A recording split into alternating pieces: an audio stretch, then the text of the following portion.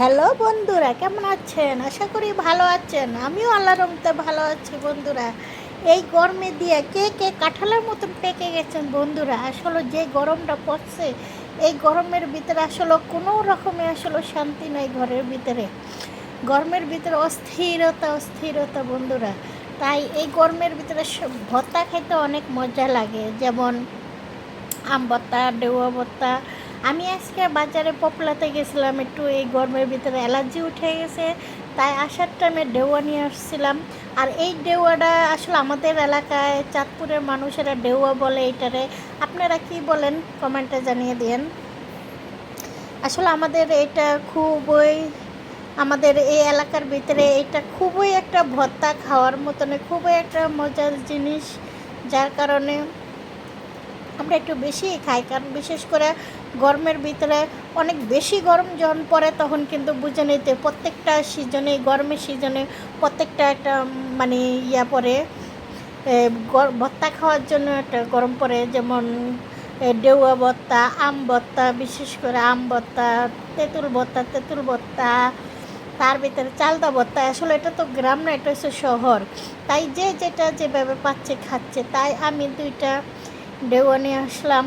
আজকে দুইটা ডেউয়া নিয়ে আসা, দুইটা ডেউয়াটারে খুবই আসলে করলাম। আর এটা খুললে বোঝা যায় কাঁঠালের বিচির মতন, ছোট ছোট বিচির মতনে আসলে খেতে অনেক মজাই লাগে।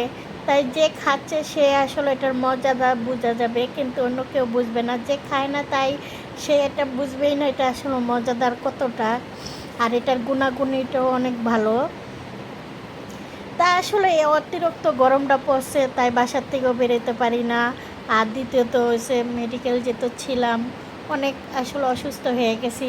এই তো আমার ডেওডারে আসলে ওই খুলায় এই তো লবণ মরিচ দিয়ে এখন একটু কষলাবো, লবণ মরিচ দিয়ে এখন কষলাবো বন্ধুরা। আর তো জানেনই মরিচ, বিশেষ করে মরিচটা না একটু ঝাল বেশি না হলে তো খেতেই মজা লাগে না। তাই এটা আমি আজকে মানে এই ভর্তাটা আর কি বানাচ্ছি, কারণ এই গরমের ভিতরে প্রত্যেকটা এই খাওয়াটা একটু দরকার। এই যে বানাচ্ছি তো।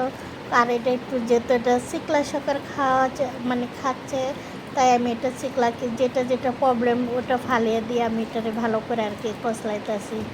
আর তো বন্ধুরা কি বলবো, আর আসলে এই গরমের ভিতরে যে যেখান থেকে দেখছেন লাইক কমেন্ট শেয়ার করে দেন। আর আপনাদের একটা শেয়ার, একটা কমেন্টে আমার ভিডিও বানানো একটু উৎসাহ হবে। আর বন্ধুরা তো জানেনই আসলে এই আমার মেয়েটা, আর কি বলবো, আসলে আমার এবার ঈদটা খুবই মানে বাজে রকমে গেছে। কারণ এবার ঈদের ভিতরে তেমন আনন্দ উৎসব করতে পারি না, কারণ মেয়েটা চাপ ওইরা, মেয়েটা এমনভাবে পাও ছিলে গেছে, ঠুস পড়ে গেছে। মেয়েটা নিয়ে আসলে দৌড়াদৌড়ির ভিতরে আসি। আর এই তো আমি আসলে কি বলবো, আসলে আমি গরমে আমার ঘাড়ের ভিতরে অ্যালার্জি ভরা, কিন্তু তারপরে আমি একটু ভর্তাটা খাচ্ছি বন্ধুরা। কারণ আমার প্রচণ্ড কাপড় দিয়ে আমি ঢেকে রাখছি, কারণ আমার এতটা মানে গলার ভিতরে অ্যালার্জি উঠে গেছে, তা বলার মতন না বন্ধুরা।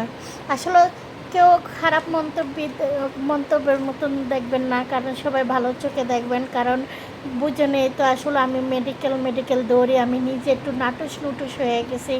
আর আমার জামাই তো মনে কর না আমাকে খাওয়াই তাহলে সে আমি আরও মোটা হলে তার কাছে ভালো লাগে, কারণ আমি কোনো করতে না। আর বুঝেন তো একটা মানুষ নাটুস হলে যে কেমন লাগে।